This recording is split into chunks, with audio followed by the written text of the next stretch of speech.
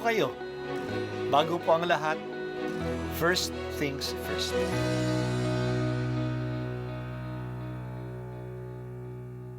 Good morning po. Sinisimulan po natin ngayon ang first things first. At dito po, tinatalakay natin sa unang bahagi ng umaga natin ay ang first readings na binabasa po sa banal na misa. Ito pong tinatalakay natin kasi madalas po kasi marami na tayong alam tungkol sa gospel readings. Pero konti po ang nagsasalita sa first readings.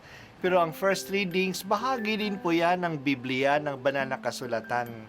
Kaya susubaybayan po natin ang mga first readings, basahin po natin at kuminsan kailangan ng basahin ng 2 o 3 beses bago maintindihan kasi hindi po tayo familiar sa mga istorya at sa mga kaisipan na tinatalakay dito.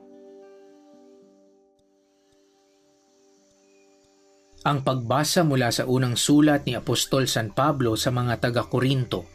Mga kapatid, kami mga lingkod ni Kristo at katiwala ng mga hiwaga ng Diyos, ganyan ang dapat na alagay ninyo sa amin.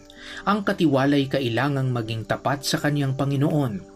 Walang anuman sa akin ang ako'y hatulan ninyo o ng alinmang hukuman ng tao, ni ako may di humahatol sa aking sarili. Walang bumabagabag sa aking budhi.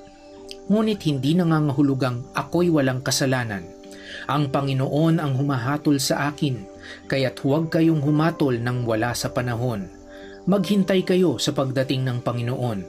Ilalantad niya ang mga bagay na ngayoy natatago sa kadiliman at ipahahayag ang mga lihim na hangarin ng bawat isa. Sa panahong iyon, bawat isa'y tatanggap ng papuring na uukol sa Kanya mula sa Diyos. Ang salita ng Diyos. Salamat sa Diyos. Dalawang bagay ang binibigyang diin ng pagbasa natin ngayon.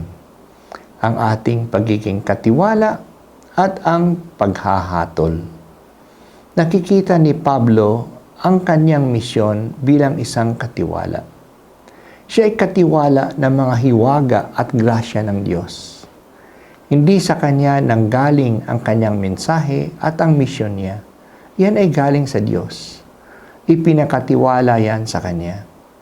Dahil siya ay katiwala lang, dapat siya maging tapat. Isang maasahang katiwala. Kaya sinisikap niya na maging tapat siya sa kanyang misyon at sa mensahe na ipinakatiwala sa Kanya. Hindi niya pinapansin at hindi niya nagpapadala sa anumang kasabihang ng mga tao. Sa anumang sasabihin ng iba. Wala naman silang karapatan na hatulan siya kasi siya lang ang nakakaalam kung tapat ba siya sa kanyang misyon o hindi. Ni hindi sapat na walang bumabagabag sa kanyang budhi kasi maaring hindi wasto ang pagkikilala niya sa kanyang sarili.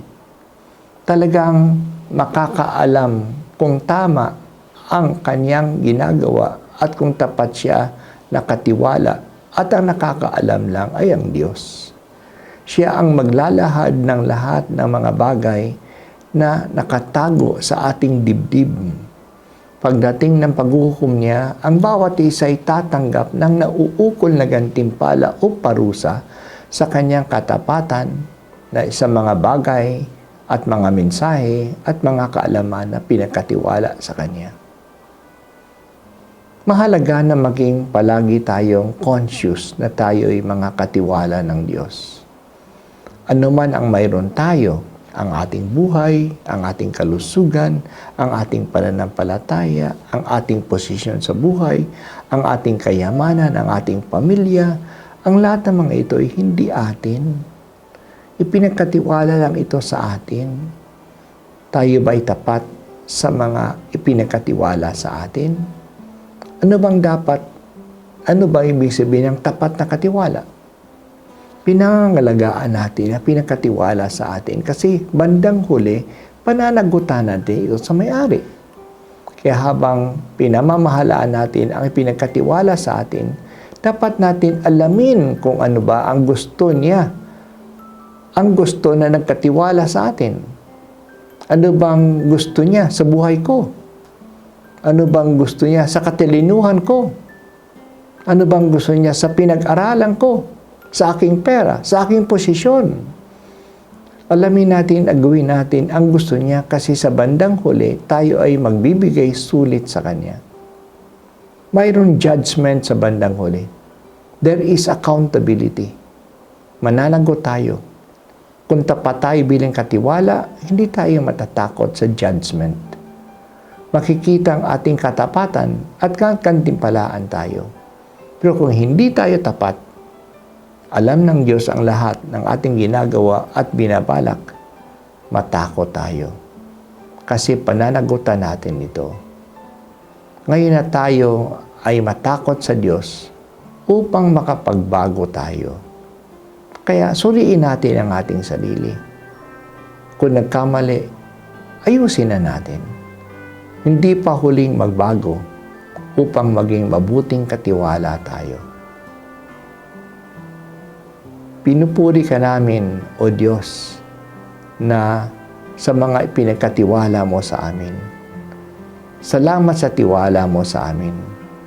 Tulungan po ninyo kami na maging tapat at maasahang mga katiwala ng iyong mga biyaya.